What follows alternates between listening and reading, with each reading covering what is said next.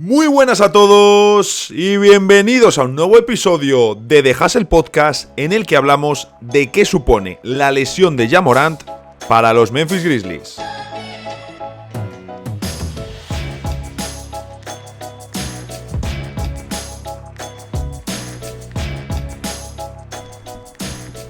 El mundo en el que vivimos es maravilloso. El otro día me llamaron por redes sociales, algo que nunca me habían llamado. Y me hizo hasta ilusión, casi. Hice un hilo tuvimos el otro día un enfrentamiento entre Lakers y Clippers, un partido que siempre es muy interesante. Una serie de playoffs, por cierto, también que tenemos pendiente, además ya desde hace mucho tiempo. Desde 2019, que llegó Anthony Davis a los Lakers y llegaron Kawhi Leonard y Paul George a los Clippers. Desde entonces venimos hablando de la posibilidad de un enfrentamiento entre Clippers y Lakers. Nunca se ha dado. Lo mismo lo tenemos en los próximos tiempos. Oye, además ha salido la renovación de Kawhi Leonard, que mencionaremos luego, y también ha salido que Clippers y Paul George están negociando también una renovación.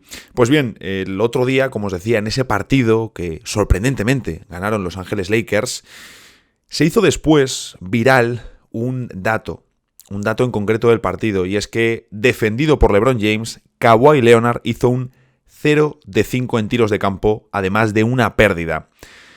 Total, que yo estaba viendo el partido, yo había ya visto el dato antes de ver el partido, y luego vi el partido, y lo primero que pensé fue, vaya partido más malo de Kawhi. Así en general, un Kawhi que sobre todo desde que está James Harden está mostrando un nivel de juego altísimo. También sabemos que es uno de los mejores de la liga. Si está sano, porque está siendo su temporada de mayor salud en los Clippers, lo normal es que veamos a un jugador que es de los mejores de la liga. De hecho, él mismo contó, lo puse también en Twitter, una entrevista que hizo, creo que esa fue con ESPN o con The Athletic, ya no me acuerdo, pero él venía a contar que básicamente tenía sentido que fuese su primer año sano por el tiempo que habían pasado de sus lesiones, que él iba a necesitar unos 2 años después de esa grave lesión que tuvo con los Clippers en los playoffs de 2021 y que ahora por fin ya estaba recuperado. Pues como os digo, yo vi el partido y pensé, no ha sido un buen partido de Kawhi, ha sido un partido en el que no ha estado fino, no se ha encontrado con el tiro, pero tampoco se ha sentido cómodo atacando el aro o buscando ventajas al poste. Es cierto que, por ejemplo, ventajas al poste contra LeBron James no va a tener tantas y por lo tanto sacas a Kawhi también un poco de su zona de confort. Sabemos que le gusta buscar esos tiros desde la media distancia. Pero claro, no vi en ningún momento una defensa de lockdown de LeBron James, que había, pues como os digo ya, pues varios tweets virales y demás diciendo LeBron James, lockdown defender, tal.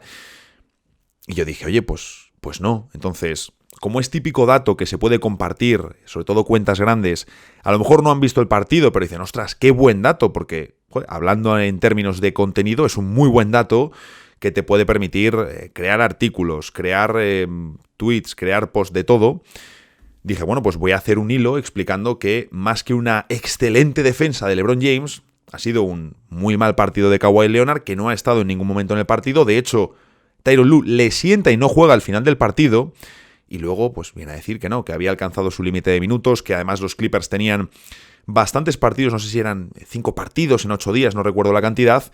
De hecho, jugaban después contra Phoenix Suns en back-to-back y que pues querían dar descanso a Kawhi. Y Kawhi, tú ves, cuando le preguntan en rueda de prensa, Kawhi cero preocupado por si habían perdido, si no había jugado el final. O sea, son 82 partidos de temporada regular. Pues un partido que me administre en una temporada en la que lo estoy jugando prácticamente todo, no pasa nada. Total, me llamaron hater de LeBron.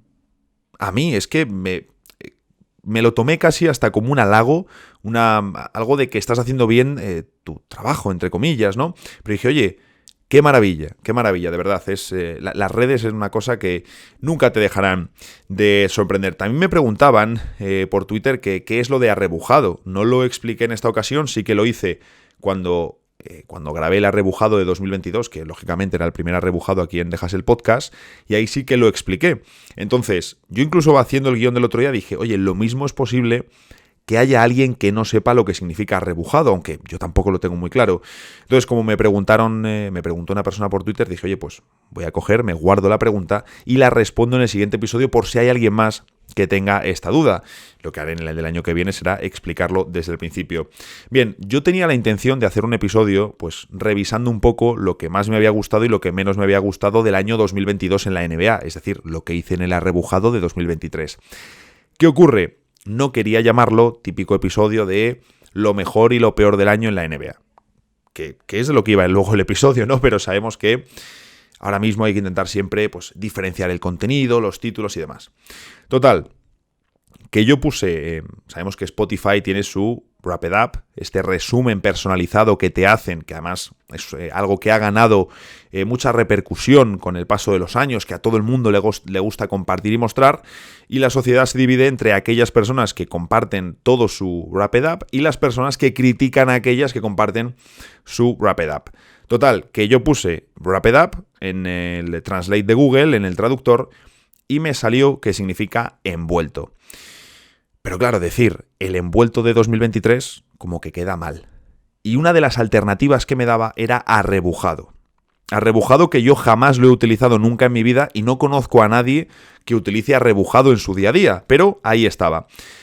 Total, que además recuerdo que lo busqué en la RAE y es el significado como tal de arrebujar es coger mal y sin orden alguna cosa flexible. Así que realmente mucho sentido no tiene, pero lo de arrebujado me gusta. Así que ya lo dejamos completamente instalado.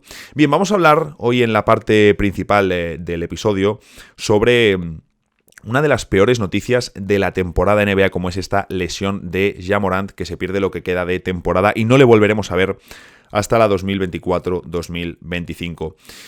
En general, la temporada de los Grizzlies ya era de por sí difícil. Era una temporada muy complicada y que además empezaba muy condicionada. Por supuesto, la sanción de Ja Morant, todo el foco estaba puesto aquí encima. Además, sabemos que era uno de los temas de la temporada porque se iba prácticamente haciendo un contador de, oye, le quedan mes y medio para volver a Ja Morant. Los Grizzlies van con este récord. A Ja Morant le quedan no sé cuántas semanas. Los Grizzlies van con este récord. ¿Les dará tiempo a meterse en playoffs? Sabemos que el foco, uno de los temas de la temporada, era cuándo volvía Ja Morant, cómo volvía Ja Morant y qué versión íbamos a ver en lo que quedaba de temporada, tanto a nivel de rendimiento en las canchas, que ahí tenemos menos dudas, como sobre todo actitudinal fuera de la pista. A esta ausencia de Ja Morant se sumaba la salida de Tyus Jones. La salida de Tyus Jones, que pierdes profundidad, pierdes calidad en ese segundo manejador. Ya lo hemos hablado aquí, es uno de los mejores segundos bases de toda la liga. Pero claro, le diste en salida para mejorar tu quinteto con Ja Morant en cancha. Es decir, sacaste a Tyus Jones, uno de tus reservas o tu mejor reserva de la pasada temporada, para mejorar el quinteto que te debe ganar partidos en playoffs. Perfecto, tiene todo el sentido del mundo. Pero claro, cuando te sancionan a Ja Morant es un problema porque no tienes a Tyus Jones. Yo pensaba que Derrick Rose iba a poder ser más útil, pero las lesiones no le están dejando tampoco estar todo lo presente que les gustaría, tanto a los Grizzlies como al propio Rose. Además de la sanción de Ja Morant, teníamos las lesiones de Steven Adams, que conocimos poco antes de empezar la temporada, que se iba a perder todo el curso, y por supuesto Brandon Clark, que se lesionó ya el curso pasado y todavía no sabemos cuándo va a regresar. Es decir, Memphis empezaba la temporada sin Ja Morant, sin Tyus Jones traspasado, sin Steven Adams, sin Brandon Clark e incluso sin Santi Aldama, que también uno de los focos del inicio era decir, vale, pues si los Grizzlies están tan jodidos, Santi Aldama va a tener un papel más protagonista. Esto es muy bueno para él y muy bueno para su desarrollo, pero recordemos que empieza la temporada sin jugar. Un jugador además, Steven Adams, Santi Aldama, que está teniendo un elevado uso ofensivo. Tú miras las cifras de uso ofensivo de Santi Aldama y son muy elevadas para los minutos que tiene. Al final no es un jugador, Santi, de 32 minutos por partido. Y por cierto, Aldama, que es un jugador también que tiene importantes carencias defensivas en la NBA. Bien, el inicio era lo más lógico del mundo. Memphis arranca con un 3-13. 3 victorias y 13 derrotas como balance y problemas por todas partes, porque al final, y lo comentamos aquí en el episodio de los dramas de la NBA, hablando de Milwaukee, de Lakers y de Memphis, hablábamos de que eran problemas lógicos porque tú al final tenías a Marcus Smart haciendo mucho más, pero mucho más de para lo que te habías traído a Marcus Smart, a Desmond Bane fuera también de posición, teniendo que ejercer como el número 1 de los Grizzlies, y a un Jaren Jackson Jr. muy perdido en ataque, muy ineficiente y que estaba teniendo muchísimos problemas. Tuvieron algún brote verde, el fichaje de Bismack Biyombo les vino muy bien, era, un fichaje muy necesario, lo hemos comentado aquí también. Muchos equipos se están arrepintiendo de no haber firmado a Bismack Biyombo en la agencia libre. Y ofrecieron cierta mejora, aunque seguían mal, seguían con problemas. De hecho, después de ese 3-13 que vemos algunos partidos con mejores resultados, que es importante también para cambiar la dinámica, los Detroit Pistons son el mejor ejemplo de una dinámica negativa, de un equipo que es malo, pero hay tanta diferencia entre lo malos que son los Pistons actuales y los Spurs de Víctor Wembanyama como para que unos pierdan 27 partidos consecutivos. Pues probablemente no. De hecho, yo creo que no. Pero, es que las dinámicas, las sensaciones al final son siempre muy importantes. Y después de esa cierta mejora que ofrecieron los Grizzlies, por ejemplo, les vuelven a endosar otro 0-5. La temporada estaba siendo muy, pero que muy complicada. Y entonces llega el bálsamo para los Memphis Grizzlies con la vuelta de Ja Morant. Y ahí teníamos que comprobar cuál era el impacto del regreso del jugador. Íbamos a medir realmente cómo de estrella es Ja Morant. Por supuesto, eso se ve en playoffs. Pero Morant estaba regresando a unos Grizzlies desesperados, incapaces de ganar y con enormes problemas ofensivos. Pero enormes problemas ofensivos. Todos conocemos perfectamente cómo ha sido esa llegada de Ja Morant. Un nivel espectacular tras meses sin jugar un partido oficial Ja Morant, y el rendimiento que ofrece desde el primer día es absolutamente salvaje. De hecho, Morant fue nombrado jugador de la semana en la Conferencia Oeste entre el 18 y 24 de diciembre. Y recordemos que regresó el 19, jugador de la semana, nada más volver. Un nivel espectacular, y vemos, aparte de que los Grizzlies te empiezan a dar miedo, porque te empezaban a dar miedo, veíamos cómo cambiaban esas sensaciones, cómo volvían a los Grizzlies. Ya todo tenía mucho más sentido, porque claro, Marcus Smart ya no es el manejador junto a Desmond Bane, es que Desmond Bane y Marcus Smart son los complementos, los que le tienen que hacer la vida más fácil a Ja Morant. Es que la historia es muy distinta, pero muy distinta, porque es un equipo que sí, en una temporada larga no tienes a Morant unos partidos, puedes ganar y alargar resultados. Claro que sí, de hecho es lo ideal en un equipo, pero eso es muy distinto a afrontar 2 meses sin tu estrella desde el inicio. Es que es muy distinto.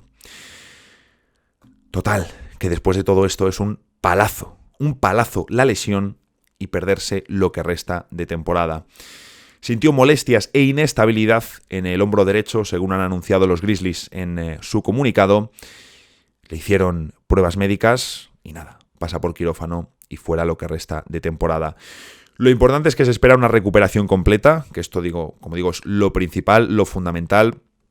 Cuando vi que Morant había caído lesionado, lo primero que pensé es, por favor, que no sea algo de las rodillas, que no sea algo relacionado con la parte, no sé si decir más sensible, porque no soy un experto de la anatomía humana, pero, ostras, siendo un jugador al que se le ha puesto tantas veces el espejo de Derrick Rose, imaginad que se pierde la temporada por un problema de rodilla, por algo del menisco. Es que hubiese sido terrible. Por lo tanto, hombre, que se espere una recuperación completa para la próxima temporada es la primera buena noticia. Pero, ¿qué significa esto? ¿Qué supone? Lo primero, es un palo para la liga y para los aficionados perder a Ja Morant, que es un jugador que atrae muchísimas miradas y las atrae, lo digo siempre, sobre un mercado como Memphis. Atraer miradas en un mercado pequeño y poco mediático es algo muy complicado, y Morant lo consigue. Y por supuesto es un palo por perder una narrativa muy chula, una historia muy chula de esta temporada, que era el Ja Morant en modo justiciero, buscando redención con rendimiento sobre la cancha y también buen comportamiento fuera de ella, buscando meter a unos Memphis Grizzlies en playoffs que cuando él los recoge el día 19 de diciembre, están hundidos. Están con Utah, con San Antonio y con Portland al fondo de la tabla. Era una historia preciosa, ¿no? El que unos Grizzlies con Ja Morant a tope llegasen a playoffs y con algún traspaso que podían hacer para mejorar el equipo. Pero claro, ¿qué supone para Memphis perder a Ja Morant? Pues bueno, yo comentaba, hombre, entiendo que ahora se dejarán caer los Grizzlies. Pues bueno, primer partido sin Ja Morant y ganan el primer encuentro contra Dallas Mavericks. Ganan a unos Mavericks que tuvieron a Luka Doncic con 31 puntos. Es cierto que no fue su mejor partido, aunque cueste creerlo cuando has metido 31 puntos. Y Kyrie Irving anota 33. Es decir, tú dices, oye, Memphis va a jugar el primer partido sin Ja Morant. Lo juegas sin Ja Morant, sin Jaren Jackson Jr., sin Santi Aldama. Y lo juegas contra Dallas con Luka, que va a hacer 31 puntos, y Kyrie 33. Y dime quién diría que ese partido lo gana Memphis. Pues bueno, lo ganó Memphis. Con Marcus Smart, con Desmond Bane y sobre todo con una aportación brutal, pero brutal del banquillo. Zaire Williams, David Roddy, Xavier Tillman. También os digo, no va a ser la tónica. No va a ser la tónica porque los Grizzlies no van a entrar en playoffs. Terminarán cayendo por su propio peso. Claro, me decía alguno, no, pero han ganado el primer partido, a un vídeo que había subido a TikTok y a Instagram. No, pero han ganado el primer partido. Sí, es que en una temporada de 82 partidos puede pasar cualquier cosa. Y pasa de absolutamente todo en una temporada NBA. Por eso Kawhi Leonard no se preocupaba cuando le preguntaban, ostras, es que no has jugado el final del partido. Bueno, vamos muy bien, los Clippers vamos muy bien, vamos como un tiro. Restricción de minutos, tenemos muchos partidos estos días, no me importa perder contra los Lakers. Es que no me importa. Estamos bien, estamos jugando, yo estoy pensando en playoffs.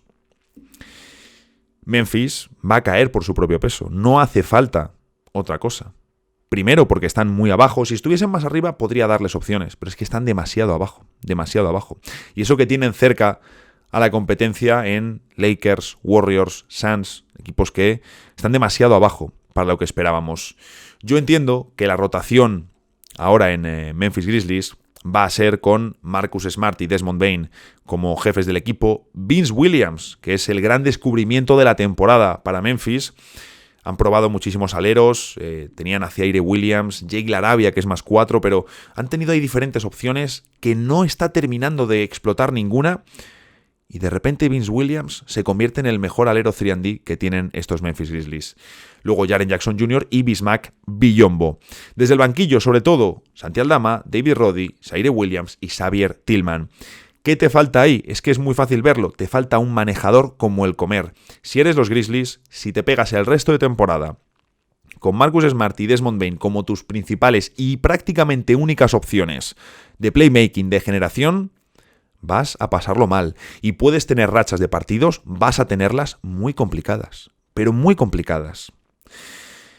No vas a aguantar con esta estructura y además es una estructura que no tiene sentido para la próxima temporada.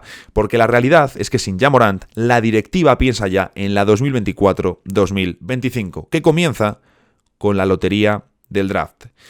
En el mejor escenario, en el escenario ideal para los jugadores, eres equipo de play-in y vas a seguir teniendo un pick de lotería. Ese es el mejor escenario. Que también os digo, creo que como equipo, como entidad, incluso hablándolo si lo hablases con un aficionado, es lo peor que le puede pasar a este equipo, porque a la directiva le interesa perder, pero es que al equipo también le interesa perder para tener el mejor pick del draft. Sí, se habla de que el draft de 2024 no tiene tanto talento como el de 2023 o como el que se espera que tenga el de 2025, pero eso no es tan relevante para Memphis. Memphis no debería meter un jugador, un rookie en rotación, salvo que sea un jugador muy claro, que les encaje y les haya encantado en los workouts, que puede suceder, sino que deberían utilizar ese pick con otros activos para moverlo y tratar de reforzarse para ya, para ganar ya, porque jóvenes tienen, los jóvenes son su núcleo. Entonces, la cuestión es, la gran cuestión, ¿qué va a pasar ahora? Porque los jugadores quieren competir, siempre los jugadores quieren competir y ganar, sean quienes sean, siempre. Da igual que la directiva quiera tanquear, los jugadores quieren ganar. Los Philadelphia 76ers del infame The Process y del tanking exagerado, ellos querían ganar, pero es que el equipo era muy malo y no podía ganar. Pero todos los jugadores quieren ganar.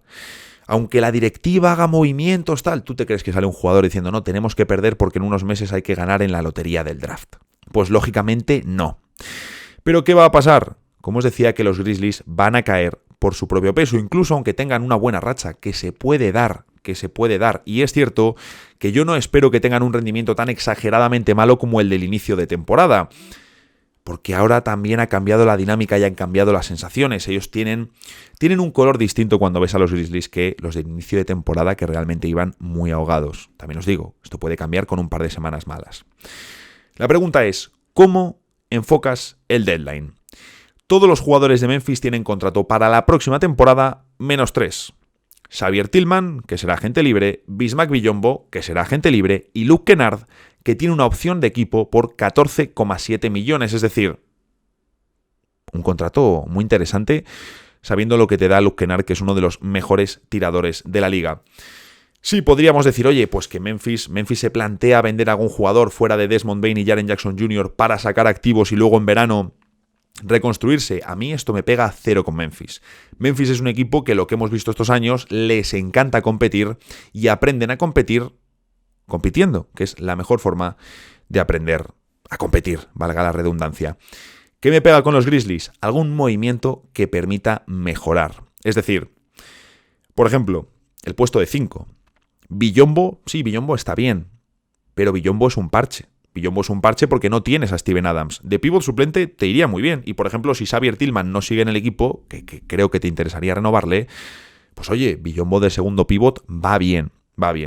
La pregunta es, ¿tú confías en la vuelta de Steven Adams para la próxima temporada? Tendrá 31 años cuando empiece la 2024-2025 y estará en su último año de contrato, 12,6 millones.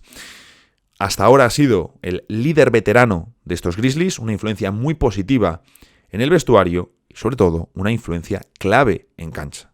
Clave. Ya vimos también lo que fue para Memphis no tener a Steven Adams en playoffs contra los Lakers. La pregunta es, oye, ¿puedes hacerte ahora y tiene sentido, por ejemplo, ir a por Clint Capela? Llama a Atlanta, que Atlanta sabemos que van a hacer eso o tiene pinta, de que van a seguir la estrategia de dar el pasito atrás, recolectar activos, buscar otra fórmula y ya en verano buscamos reforzarnos alrededor de Trae Young, pues oye, a lo mejor puedes hacerte ahora con Clint Capela. Joder, pero es que hay muchos pivots, a lo mejor tienes... Bueno, ¿qué más te da? Si no confías en Steven Adams, te genera dudas o a lo mejor es que luego termina contrato y es un jugador ya de 31 años, ¿qué renovación le vamos a meter? Pues a lo mejor nos interesa ahora ir a por Clint Capela. Si no, puedes mover a Luke Kennard. Puedes mover a Luke Kennard con algún joven, algún activo y buscar un jugador superior para el perímetro. Y si ya traes un jugador superior al perímetro, con la vuelta de Ja Morant, con Desmond Bane, con Marcus Smart, con el descubrimiento de Vince Williams, si metes un refuerzo real, si metes a un jugador superior ahí, no estoy hablando de meter a Jason Tatum, lógicamente, mucho cuidado, porque se te queda un perímetro muy, pero que muy chulo para la próxima temporada. Otro objetivo sería, por ejemplo, conseguir otro manejador, que seguro te va a venir bien para el próximo año. Ahí tienes un hueco, porque Derrick Rose, si este año está teniendo problemas físicos, el año que viene no va a mejorar. ¿Quién sería ahí el ideal? Tyus Jones. Claro que sí sería el ideal, pero termina contrato, por lo tanto no creo que les interese ir por ahí, porque tú quieres jugadores con contrato para la próxima temporada. Así que aquí os dejo una lista de jugadores que me encajan para intentar ya un traspaso por ellos. Compites, porque vas a competir, te van a ayudar a competir y así tienes meses de ventaja, de química, de dinámicas, de conocer a los jugadores, al entrenador, las instalaciones, todo. Esos son ventajas. Va a ser el mismo bloque para la 2024-2025. Si puedes adelantar un movimiento de julio a ahora, estás ganando meses. Y a Memphis siempre le ha interesado competir. Por lo tanto, ya os digo, me pega que lo hagan. Esto no es el 2K. Jugadores, pues Jan Bogdanovic, que imagino estará deseando salir de Detroit. Kyle Kuzma, un alero ofensivo para estos Memphis Grizzlies. Debo decir, no es el perfil que más me pega, pero yo doy nombres. Este que voy a decir tampoco es el que más me encaja. De hecho, está la duda de si podría jugar con Ja Morant juntos en playoffs. Dennis Schroeder, luego hablaremos de él. Terry Rozier, que lo hablábamos en Trasnochados en unos vídeos que hemos estado grabando hoy, está haciendo una temporada espectacular, y yo aquí sí que veo un combo que es mucho más adaptable a diferentes bases. Y por último, este sería el ideal, pero me temo que Brooklyn no lo va a soltar, aunque deberían hacerlo. Mikal Bridges, y sabemos que Memphis ya estuvo muy interesado en este jugador. Llegamos a un momento clave para los Grizzlies, porque claro, muchos piensan que ya la temporada de Memphis se ha terminado. Y desde fuera, sí, se ha terminado, ya no tienes a Ja Morant. Vas a caer, no vas a los playoffs. Se va a acabar este impulso, la narrativa preciosa que teníamos de Morant en modo redención. Pero eso no quita que sea un momento clave, porque es un momento para mostrar carácter y aprender a nivel interno. Esto es muy importante. Como os decía antes, los jugadores no tanquean, los directivos sí, pero los jugadores no lo hacen. Por supuesto, a nivel de directiva, que esto también es ya no necesario, sino obligatorio, tienes ahora una oportunidad perfecta que debes aprovechar para mejorar lo que hay alrededor de Ja Morant, de tu estrella, pensando desde ya en asaltar la Conferencia Oeste en los playoffs de 2025.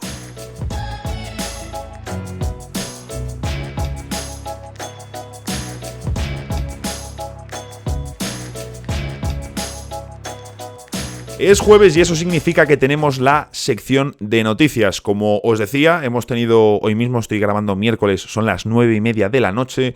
Hemos conocido un ratito antes la extensión de Kawhi Leonard. Renueva con los Clippers por 3 años y 152,4 millones, es decir, contrato hasta 2027. Entiendo que esto también es un poco, aunque yo creo que Kawhi y Paul George, todas las papeletas eran de continuar en los Clippers, esto también es un poco el efecto dominó de haber traído a James Harden, de que la cosa haya funcionado, esto sobre todo, y que Kawhi Leonard se quede, y ya ha salido también que Paul George y los Clippers están en negociaciones, están discutiendo una extensión de contrato. Otro que ha renovado es Erik Spoelstra, el mayor contrato de la historia para un entrenador de la NBA, 8 años y 120 millones, 15 de media por curso. Es decir, si cumple el contrato entero, que Spoelstra la verdad tiene pinta de... Yo no tiraría la comparación tanto por Steve Kerr, que Steve Kerr llega ya a un equipo montado, llega a un equipo que ya era muy muy bueno y él los convierte en élite.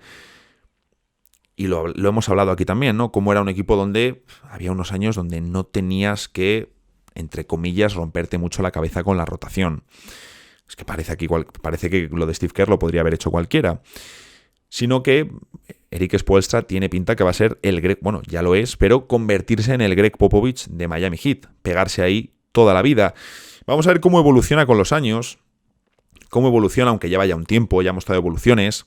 Vamos a ver sobre todo cómo envejece Erik Spoelstra en la NBA, porque el envejecimiento de Popovich no parece que esté siendo excelente, es muy difícil estar tantos años, veremos cómo evoluciona, porque Spoelstra, como os digo, si cumple este contrato entero, estaría en Miami mínimo hasta 2031, mínimo 2031, y comenzó en el cargo en 2008, o sea, una auténtica barbaridad. Pero bueno, vamos a hablar de lo que tenemos hoy.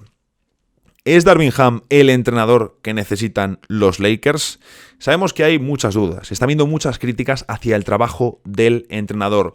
El año pasado, en su primera temporada en los Lakers, vimos que hizo muy bien como gestor del equipo, como gestor del vestuario en los meses que tuvieron a Russell Westbrook, cómo le convenció para salir desde el banquillo, y vimos a unos Lakers que con una plantilla que tenía problemas, aún así consiguieron mejorar mejor y ofrecieron una mejor imagen de la que vimos con Frank Vogel. Pero claro, donde parece que se está quedando corto es en lo táctico, y los Lakers están en graves problemas ofensivos esta temporada, algo que quizás no debería pasarte cuando en tu equipo estás cimentado lo primero sobre LeBron James y Anthony Davis y cuentas con jugadores como Austin Reeves, D'Angelo Russell o Rui Hachimura. Decía el otro día Darvin Ham que para él Gabe Vincent iba a ser una pieza muy importante, y me lo creo porque esa pinta tenía, y hemos hablado varias veces de esa adaptabilidad de Gabe Vincent como playmaker sin balón, como falso base al lado de LeBron James. Pero claro, Gabe Vincent no es la diferencia entre que estos Lakers sean una de las 10 peores ataques de toda la liga y que se acerquen al top 10 de mejores ataques de la NBA. Desde luego no lo va a ser. Pero claro, el verdadero problema es, sí, sobre todo en el entorno de los Lakers, entre sus seguidores, se habla mucho de despedir a Darvin Ham, pero si despides a Ham, ¿a quién pones en el puesto? Ese es el verdadero problema. A nivel público, el mensaje que se está haciendo es de confianza en el entrenador, porque la realidad es que no hay alternativas. Y Jake L. Fisher, en No Cap Room, ha dicho que hay bastante gente alrededor de los Lakers que piensa que Ham no es el tipo adecuado para el puesto. También contaba que los Lakers están recibiendo llamadas de agentes con quejas por no recibir sus clientes las oportunidades esperadas. Yo aquí el primero en el que pienso es Christian Wood, que es cierto, está jugando muy poco, prácticamente fuera de la rotación si está todo el mundo, pasa que en los Lakers nunca está todo el mundo bien. Y luego también pienso en D'Angelo Russell o Rui Hachimura, sobre todo Russell, que además firmó por menos de lo que yo pensaba que iba a firmar y tiene un rol cambiante, y es cierto que yo le critico, pero está haciendo una buena temporada, y Rui Hachimura, cuyo rol en estos Lakers es imposible de entender. Pero bueno, uno de los temas calientes es, por supuesto, la continuidad de Ham. A mí me sorprendería que los Lakers se cargasen a un entrenador con el que hace pocos meses llegaron a las finales de conferencia y, sobre todo, como os digo, sabiendo que no hay grandes alternativas. Lo ideal sería pues que tú ya tuvieses a un asistente en el banquillo en quien confiases para poder tomar el relevo, como hicieron los Cleveland Cavaliers con Tyronn Lue en 2016. Un caso muy distinto es, precisamente, y es que lo hablábamos en Trasnochados, es lo que hizo Minnesota Timberwolves, que es traerse a un asistente de otro equipo en mitad de una temporada y poner a Chris Finch como su entrenador jefe. Les ha terminado dando resultados, sí, pero no en el año 1 del proyecto, porque al final no es un asistente que ya lleva en el equipo varios meses, conoce a los jugadores, lleva como mínimo trabajando con ellos desde septiembre, conoce cómo son las dinámicas, las rutinas, las instalaciones, en fin, esas cosas que tanto cuentan. En The Athletic se hablaba la semana pasada de un distanciamiento cada vez mayor entre Ham y el vestuario, con dos motivos principales: las rotaciones cambiantes y el quinteto titular también cambiante. Parece que lo que más corto se queda es en la táctica, pero eso tiene difícil solución y ahora mismo no parece que los Lakers vayan a poder cambiarlo. Netflix va a sacar una serie documental sobre la NBA. Va a ser del estilo Quarterbacks, no sé si la habéis visto, centrada en protagonistas, en estrellas. Muy buena esta serie, muy recomendable, incluso si seguís o no la NFL. Y como os digo, Netflix aquí va a replicar un poco el modelo, es decir, hago la serie, hago el producto y el gancho que pongo es precisamente las estrellas, que es sobre lo que se basa el modelo de negocio de las ligas norteamericanas. En la NFL los quarterbacks y aquí a nivel, por supuesto, mediático, y en la NBA pues los grandes nombres. Ya han comenzado a rodar.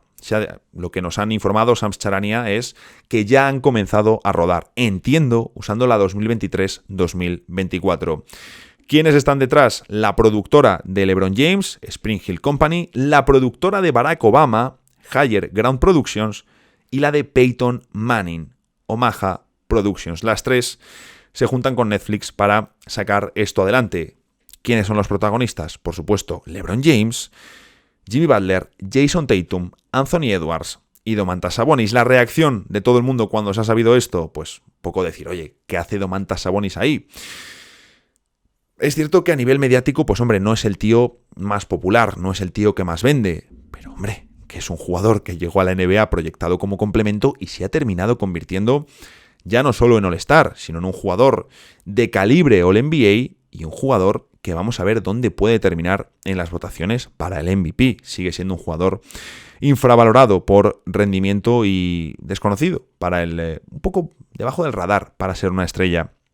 Pero bueno, como os decía, mi opinión sobre lo de meter a Sabonis es básicamente, digamos, tú tienes que meter talento internacional. Es innegable el predominio del talento internacional en la NBA, sobre todo en las nuevas generaciones de estrellas. Pero claro, tengo que meter a uno, pero no meto a un Doncic, Giannis o Jokic, que son los principales, que lo mismo ellos no han querido, y esto que estoy diciendo no tiene ningún sentido. Porque así lo que consigo también es resaltar a las estrellas norteamericanas, que desde su punto de vista es lo que tiene todo el sentido del mundo. Y entiendo que por eso también, aparte de que LeBron ahí es un indiscutible, Jimmy Butler me gusta mucho porque Jimmy Butler es un tío muy gracioso y muy carismático.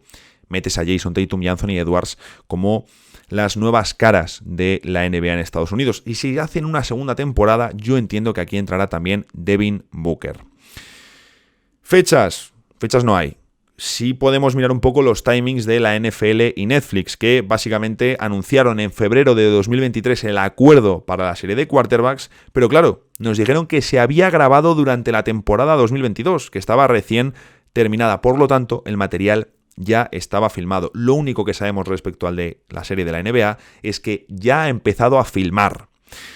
El estreno de la serie de Netflix y la NFL, cuando hicieron este comunicado, dijeron que iba a salir en verano, es decir, unos pocos meses después. De hecho, si el anuncio fue en febrero, la publicación o la fecha de estreno de quarterbacks fue el 12 de julio.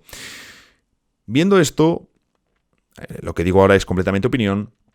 Creo que el verano de 2024 es una buena estimación, porque yo entiendo que querrán sacar la serie antes de que empiece la próxima temporada, porque así también lo utilizas un poco de gancho para hacer promoción de la 2024-2025. Y recordemos, Netflix está dentro de las negociaciones para la próxima renovación de derechos televisivos, así que no lo perdamos de vista. Dennis Schroeder no está contento con su nuevo rol en los Toronto Raptors. Según Michael Grange de Sportsnet, Schroeder no está contento saliendo desde el banquillo. Schroeder, cuando se marchó de los Lakers y firmó con los Toronto Raptors, lo hizo para ser titular, para ser él quien llevase las riendas de su equipo, a diferencia de lo que ha hecho prácticamente en todos los equipos anteriores, salvo en su primera etapa de los Lakers, que recordemos no fue precisamente bien para el base alemán. Tampoco para los Lakers, pero no podemos responsabilizar todos los problemas de esa temporada en Schroeder. ¿Y a qué se debe el nuevo rol de Schroeder? Pues muy sencillo, a la llegada de Immanuel Quickley al equipo. Dice lo siguiente el entrenador de Toronto Raptors: Dennis aporta mucha energía a todo lo que hacemos. Está tratando de jugar de la manera correcta en ataque y es muy disruptivo en defensa. Su mentalidad y su fuerza es algo que realmente se contagia al equipo y viene muy bien a nuestros jugadores. Yo estoy completamente de acuerdo. Creo que Schroeder es un jugador que en las últimas temporadas, como os digo, quitando esta de los Lakers, cuando le hemos visto jugar, hay equipos que le vienen mejor, que le vienen peor. Creo que Boston Celtics no era el equipo que mejor le venía, pero por lo general, prácticamente a cualquier equipo le viene bien un base que no es super élite, pero puede ofrecer un rendimiento muy alto en defensa, incluido en playoffs. Y luego, si no es el mejor tirador, no es el mejor jugador para tenerle, digamos, en el lado débil sin la pelota en las manos, porque la defensa le puede flotar y te puede salir caro. Pero es un jugador que te va a dar mucho yo-yo, que te va a dar puntos y que te va a dar ese punto de caos, ese punto de hacer movimientos inesperados que suelen pillar al rival, a la defensa, con la guardia baja. A mí me gusta mucho, soy muy de Schroeder, pero no entiendo por qué se empeña en ser titular cuando puede tener una carrera mucho más exitosa y respetada en la NBA, por supuesto, como sexto hombre. Pero bueno, por supuesto que Schroeder haga lo que quiera. Y antes le mencionaba, cuando hablábamos de Memphis Grizzlies, porque viendo que ahora es sexto hombre y que ya en alguna ocasión había metido alguna rajadita sobre el estilo de los Raptors, sobre la cultura de los Raptors, mejor dicho, pues oye, aquí hay un posible candidato a traspaso y sabemos que los Raptors no han terminado de moverse.